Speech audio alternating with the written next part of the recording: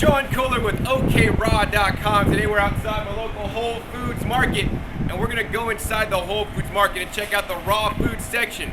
So once we're in the raw food section, we're gonna check out one thing, the raw cacao. Raw cacao comes in powder, nibs, or whole beans, and it's very controversial. So let's come inside and check it out. So we're here at the raw food section at the Whole Foods. You can see the raw foods, and they have all these different processed raw food products. But we're gonna look down here at the cacao today. So these are the cacao beans. They come in a couple different ways. Cacao beans are the whole beans, and then you can get the cacao nibs, which are basically the beans that are broken up.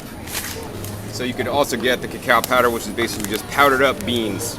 In addition, and in most cases, you know, when you do buy the beans, you usually just process them. Most people just don't eat the beans straight. And if you process them, they're into something like this, cacao sweet nibs.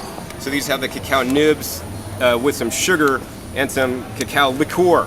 So in most cases, you know, people are eating cacao, you know, not just the cacao alone, but also with sweeteners, you know, and the cacao itself is actually high in fat, so high fat and then high in sugar. They usually use things like agave or coconut crystals, which I don't know, they say is raw, or other sweeteners, basically, which in my opinion are not so good for us either. So next, let's share some research I've done with cacao and the straight facts about its nutritional content.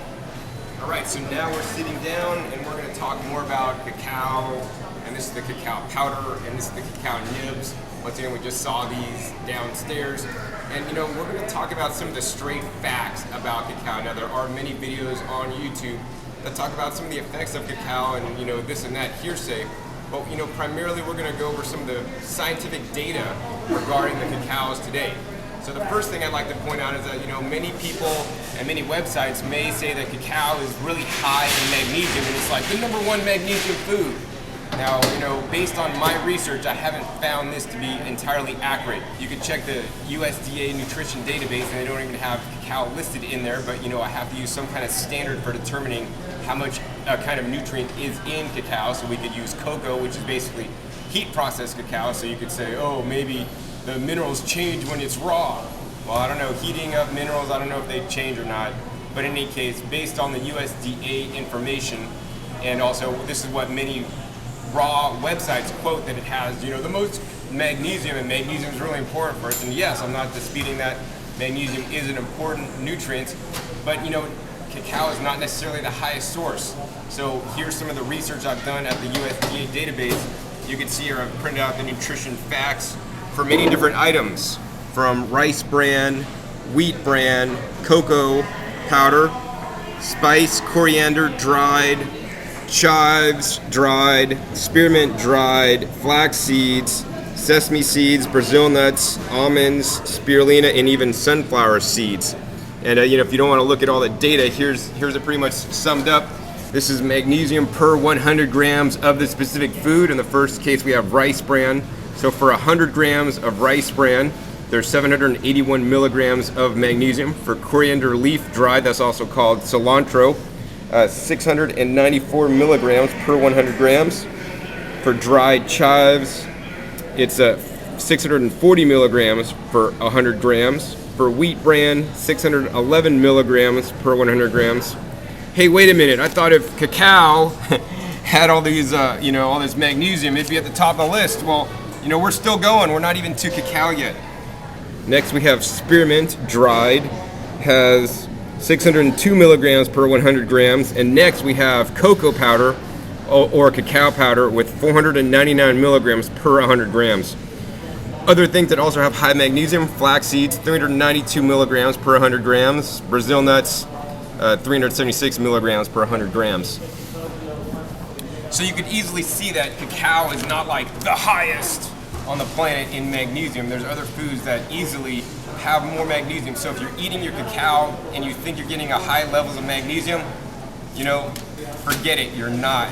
You know, it'd be far better to eat some of these other foods like the rice bran or even coriander, cilantro. Fresh cilantro, dried cilantro is actually a better source of magnesium than the cacao powder. It's also a lot healthier in my opinion. So another thing they say about cacao is that it's high in antioxidants, and they quote what's called the ORAC value. Now the ORAC value is basically they take a food and they measure it in a test tube how much basically antioxidant capability it has. So once again, this is all in test tubes. And how does this relate to us as people when we eat these foods in the real world? Does it really have, and does that high ORAC value translate to a high antioxidant value to us? I mean, I don't know, many scientists don't know, and the answer is, frankly, we don't know. Although it does have a high test tube amount, doesn't mean that in our bodies it's gonna work the same way, because our bodies has to digest, process it, and absorb the nutrient, and then who knows how it works. To my knowledge, they haven't done any studies on this. So once again, they say cacao's highest in ORAC. Well, once again, I've done some research. We have a table right here. This is an ORAC database, food rank per, once again, 100 grams of the food. Top of the list, hey, it's not cacao. It's cloves, which are ground up. And that's a spice, obviously, 314,448 on the ORAC value. Next, we have another spice, cinnamon, ground cinnamon. It's over 250,000 on the ORAC table. Next, we have spices, oregano, dried oregano. That's about 200,000 on the ORAC value. So next we have turmeric, ground up, and that's over 150,000 on the ORAC database. And next, finally, we get down to cocoa or cacao powder, and that looks like it's 80,000. So even turmeric has about double the amount of antioxidants as the cacao powder, and even oregano. So start eating your oregano fresh and dried for some antioxidants instead of some exotic superfood powder that comes from far off lands. So once again, we've debunked the myth that cacao is highest in antioxidants. We've also debunked that cacao is highest in magnesium. So some people say that cacao is also high in catechins. So let's take a look. I've done some more research online to find out the catechins in cacao per 100 grams, once again. And here it is right here. Chocolate per 100 grams has 46 to 61 catechins per 100 grams. And actually looking at this chart, that is actually one of the highest, except for apples have 10 to 43 catechins, and the beans have 35 to 55 catechins. But other foods, red raspberry, 2 to 48 catechins, strawberries, 2 to 50 catechins, green tea even has 10 to 80 catechins per 100 grams of the food. Green tea may have more catechins than the cacao. And once again, in America, we always think more is better, more money is better, the bigger car is better, more, if a little of something's good, then more is better. Well, more isn't always better. How do you know that we need this many catechins or this many antioxidants? What I like to look to is look to nature for answers. Nature has provided all the foods on this earth and on this planet for us to eat, like strawberries and apples and things in their whole natural form that taste good to us, and we can eat a lot of in one sitting. Whereas, for example, the cacao nibs or the whole beans, literally they're beans or they're seeds of a plant. Why do you think nature put, for the most part, a lot of the seeds on the planet? Well, nature didn't put these seeds on the planet for us to eat, because if we ate all the seeds of all the plants, then there'd be no more plants. That plant wouldn't grow. The seeds are in the plant for it to reproduce, and there are also, in my opinion, some toxins contained in seeds. It's common knowledge that apple seeds contain toxins like cyanide. So, you don't eat a lot of apple seeds, because if you do, there won't be any more apple trees, but also it's poisonous. Same thing with cacao. On the cacao, just a few nibs, many animals can lose their life because of cacao. Like, you wouldn't want to feed cacao to your dog. And even us, we don't want to eat a lot of cacao, because a lot of cacao, we wouldn't actually survive. We wouldn't be able to detoxify that amount of cacao.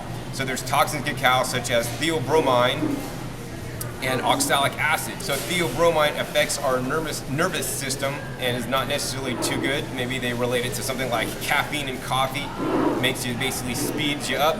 And there's even some friends that I have that have eaten too much cacao, and basically they've messed up their adrenals, and they burnt out their adrenals, because your whole body has to basically speed up, and you're amped up to try to basically get that stuff out of you. It's like when I was in college and I used to drink a Jolt Cola, to study for my test, I'd be shaking, and if I have cacao today, I'll start shaking. Some people also get headaches and other side effects, or actually other effects, not necessarily side effects, they're effects from the cacao. I could eat all the cherries I want, I could eat all the strawberries I want, and I'll never get a headache unless they're, not organic or sprayed with pesticides or something. So if you eat cacao on a regular basis, you're gonna build all that toxicity up in your body. On the oxalic acid does interfere with calcium absorption, and we are, one of the primary minerals that we need is calcium. All our bones are made of calcium.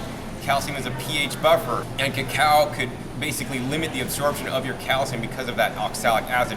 Once again, oxalic acid are in plants and in nature, so that animals basically don't eat too much of that plant or that seed, because then the plant wouldn't be able to then reproduce and make more plants. So the last thing we're going to talk about today is some published work that was published in a journal. It's published in the Archive of Internal Medicine, volume 170, page 699, that confirms that people with depression eat more cacao, or chocolate. So figured out why would people with depression eat more cacao? Maybe because cacao is a drug and people are self-medicating. They get depressed, they feel bad, they eat cacao, then they feel good.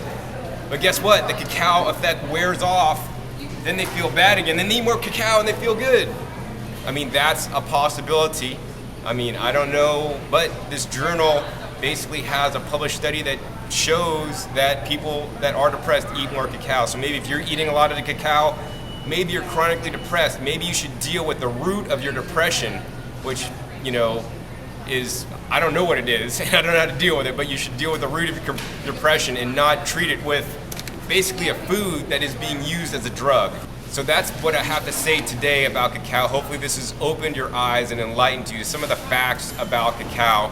Now, once again, I encourage people to do what's right for them. I'm not going to tell you how to live your life or what to eat, what not to eat. But in my opinion, cacao should not be consumed on a daily basis. Now, if you want to use it as a drug, like to stay awake when you're driving home one late night, use a little bit here and there, that could be fine. If you want to use a couple beans here and there, that could be fine. The other thing I don't like about cacao is that it's actually very high in fat. Most of the calories come from fat. So if you're on a low-fat diet, eating a couple cacao nibs, that's going to throw your low-fat diet out the window. So if you are going to eat cacao, I would definitely recommend no more than a few, like 2 or 3 beans a day. Some people are pouring handfuls in their smoothies, handfuls into this, and they're eating so much cacao. And it's best to eat fresh fruits and vegetables, and that should be the basis of a raw foods diet, not all this cacao. And if you want a good cacao substitute, check out carob. Raw carob pods are, in my opinion, nature's chocolate on a tree. I have other videos on carob, picking carob fresh off the tree and sharing with you guys how to get fresh carob, also comparing cacao to carob. Once again, this is John Kohler with OKRaw.com. We'll see you next time, and keep eating your fresh fruits and vegetables. They're good stuff.